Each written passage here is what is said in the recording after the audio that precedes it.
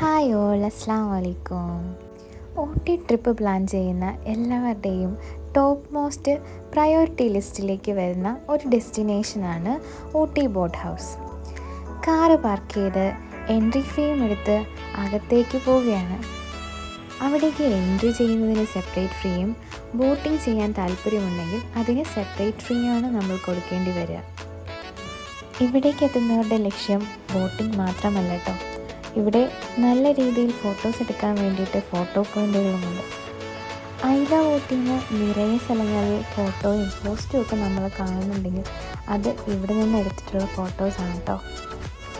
പല സ്ഥലങ്ങളിൽ നമ്മൾ ബോട്ടിംഗ് ചെയ്യാറുണ്ടെങ്കിലും ഈ ഊട്ടി ലേക്കിലെ ബോട്ടിംഗ് അത് പ്രത്യേക ഒരു ഫീൽ തന്നെയായിരുന്നു.